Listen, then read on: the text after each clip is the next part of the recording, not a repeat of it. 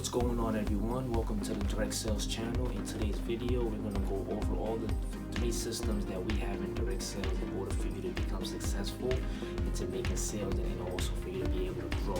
Okay guys, so now we're going to start talking about the 4 factors, which are actually a main system for effective negotiation. These are the factors here in the first system we're going to go over today. Actually, it's going to help you be able to get a sale even faster and more effective, with the type of language we're going to teach you today and the type of body language to use. All right, so with that being said, let's start. We have the first one in the 4 factors called the indifference of attitude.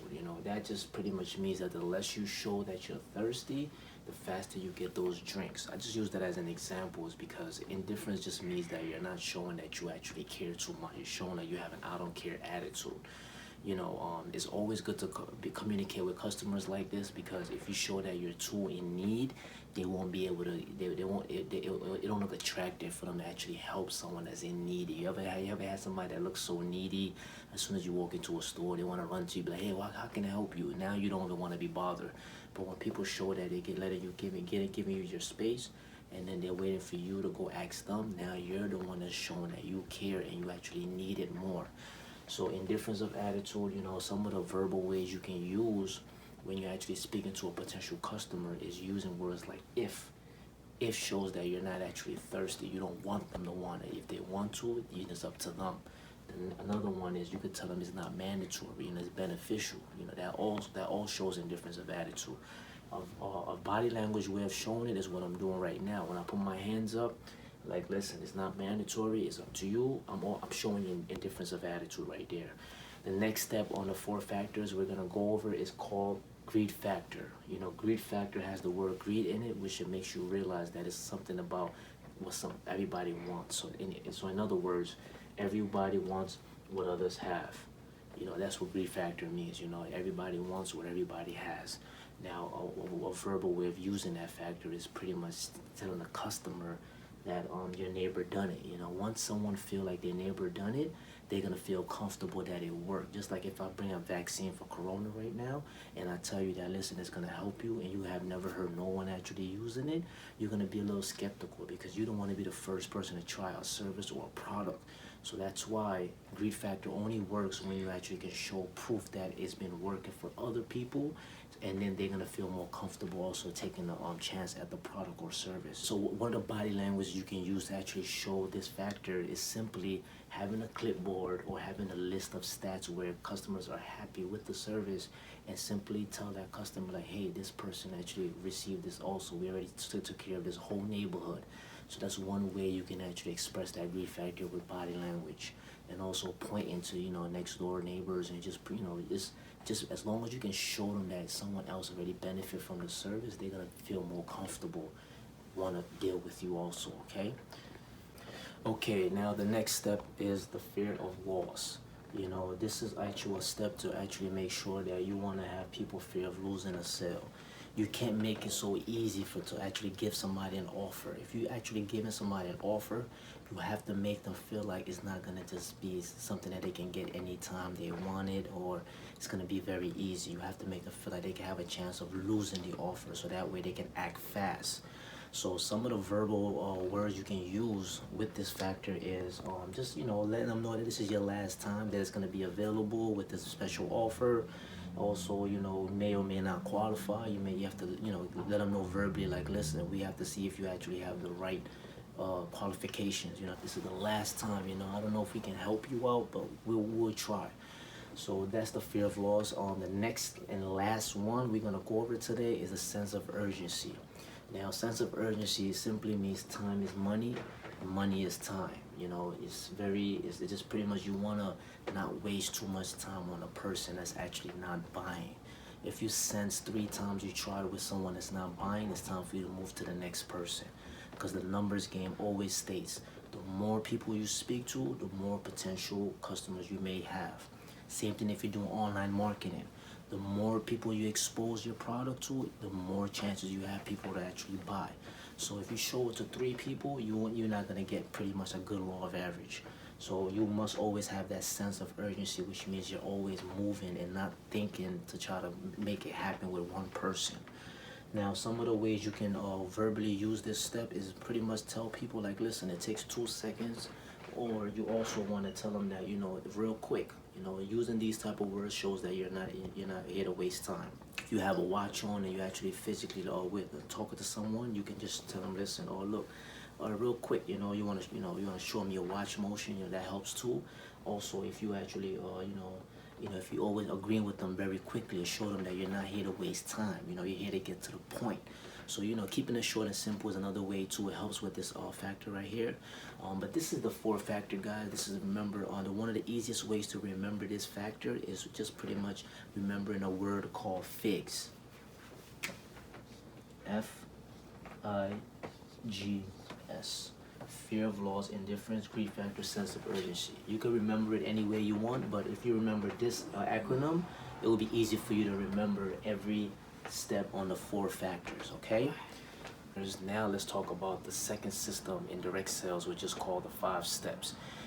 These are actually 5 steps for you to be able to utilize when you actually get a potential prospect or potential customer, whatever you want to call it. So the first step within the 5 steps we have is intro. You cannot do anything or have any customer buy into anything you have if you don't properly introduce yourself in a right manner. You want to break the ice. So the first thing you do in the intro is you break the ice. And the way you break the ice, the reason why we use this term is because when the ice is frozen, in order for it to melt, you must break it and actually warm it up. So the first thing you want to do when you see a human being is make them actually feel comfortable. You want to break that cold ice that they have in front of you. And the way you do that is you either make them laugh, you crack a joke, you pretty much compliment them. If they have a nice shirt on, you say, hey, nice shirt. Or you can relate with them. If they're from your country, you tell them that you're from there too. If they speak your language, you tell them you also speak their language. So that's one of the ways you want to break the ice. And now anytime you actually are utilizing this intro, you must always make sure you have a C factor, which is a SEE. This you always want to make sure you show somebody a smile so you don't look like you're actually trying to kill them at the end of the day. And you want to make sure you have eye-to-eye contact because it builds trust when you're talking to somebody, looking at them dead in the eyes. And you want to make sure that you have excitement, because if you're trying to sell somebody something and you don't have excitement into what you're talking about, it don't look like you actually have something that they should actually even look at. Okay, the second step to the 5 steps we have is short story. I have kids versus kill here, which actually means keeping it short and simple versus keeping it long and lasting. So you want to get straight to the point when you're giving somebody a short story on why they should listen to you on your offer. You also want to start off by qualifying that person. Make sure you're speaking to the customer that could be your customer, because if you're talking to a kid that can't purchase what you have, you're wasting your time. You also want to tell them who you are and what you're representing. You also want to tell them what you're there to do, and you also want to qualify them by moving them to the next step. And that's why I have here passive assertive, because you want to actually not be aggressive. You know, if you want somebody to go and actually reach out for something, like let's say their utility bill, you want to tell them go ahead and grab the bill, you know, but in a nice way, because it's not what you say, it's how you say it.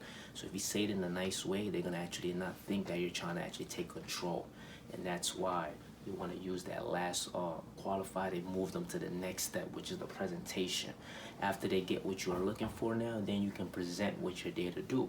Once again, I also still have the word here, keep it short and simple. The reason why, because you want to keep the person impulsive high, which means keep the person excitement of what you're trying to give them high. You don't want to dry them. You don't want to kill them on the offer that you're trying to provide them.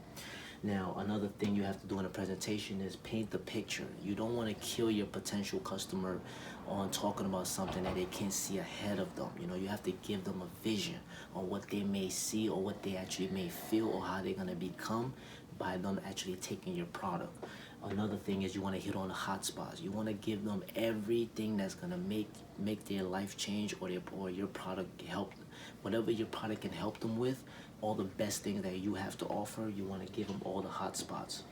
And that's the presentation. Now the next step is the closing. You know, closing is pretty much now the customer knows what you're there to do, and they're just pretty much waiting on you now to pretty much give them the offer. So what do? You don't just keep talking about what you can do for them. You actually assume the sale. You don't wait for your customer to ask you, hey, so can I get it, or are you able to give it to me right now? You want to actually tell them that, listen, so what we're going to do, this is what we can do for you, and all we need is this and that and that. So you want to assume the sale. You want to be confident. Rehash, now after you close in, the last step is the rehash.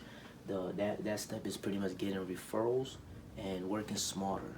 Every time you get a customer, you want to tell that customer, do you know any other person that may benefit from this program, or do you have anyone else that you may want to help? Because so that way you can actually go home and still get customers referring customers, and that's how you build a business, and that's how you build a relationship with your customers, by having them be able to go out there and work for you and actually, make them happy. They're going to also re-recommend you to a lot of people. Okay, now we're going to talk about the last step of the system that we have in direct sales. And that last step is called the 8 steps, which in other words, you can call it having proper work habits. So the first step within the 8 step is having a great attitude. You cannot survive in direct sales if your attitude is not always at 100%, because everything that you do is really determined on your attitude, and if you're going to give up fast or if you're going to keep going. So the number one thing in the 8 steps is having a great attitude. The next step we have is being on time. Very important to be on time, because it shows that you're serious about the opportunity. The third step is being prepared mentally, and also being prepared for what you're about to deal with throughout the day. You're gonna go deal with no's and nasty customers, so you gotta make sure you're prepared for that. If the weather is bad, be prepared for that, because if you're a door-to-door knocker and it's raining and you don't have your umbrella, you don't have something that's preparing for you, then you're gonna be sorry. Being prepared not only physically but mentally. Also, number 4, working a full day. I've never met anyone in direct sales that actually been successful working part-time, because honestly, part-time doesn't really work in direct sales. You have to be full-time in order for you to get the success that you're looking for, because you should not be doing direct sales if you're looking for a regular job hour. This is something that you're supposed to be working more than the average person out there. The next step we have is working your territory correctly. I don't care what level that you're playing this game at. If you do not work your territory correctly, you're going to actually be burning a lot of leads and a lot of time, and you're going to be burning a lot of areas. So it's always good to make sure that you don't judge wherever you're at, wherever you're trying to sell, whether it's in the streets. You make sure you cover up that whole block. And if you're talking about online, make sure you cover up that whole state. So wherever you're selling, make sure you cover up that every area that you're at. Stick to that area until you can take out all of the customer potential you can receive there before you go to move to the next situation, next area. The next step is maintain your good attitude. Like I said, attitude came twice on this 8 steps, because that's really crucial. Without good attitude, you will never be successful. Always have a good attitude in the beginning, but if you can't maintain it when times get tough, then you're not ready for direct sales. So you gotta have that maintained at all times. The next step we have is know why you're here and where you're going. If you're joining a direct sales company, you gotta have a why. If your why, like my old mentor used to tell me, if your why don't make you cry, then it's not actually strong enough. If you cannot think about why you're doing this, and it's not making you turn emotional, that means you're not gonna be. It's hard for you to be successful. It's gonna be easy for you to quit faster. So anytime times get tough, you gotta remember why you're doing it, and you gotta know where you're going. And then the last step is taking control. You actually are the driver. You can either become successful, or you can actually become a failure. The only thing that can stop you is you. If you want to have good habits, you got to create those habits. You got to take control of yourself, because 9 times out of 10, when you first join a direct sale company, you're not actually you're not actually as disciplined as you would like to be. But you working on these steps every day, eventually you're gonna actually become very disciplined. But you gotta take control of that. How your mind think, you gotta take control of your actions. If you don't take control, you will not see success. So that's the 8 steps, guys. And that is it, guys. I appreciate you guys coming today, learning the 4, 5, and 8 step of indirect sales. If you really appreciate this video, press the thumbs up Don't forget to subscribe to the channel and share this with anyone or any new person that comes into the through those doors that want to actually be successful.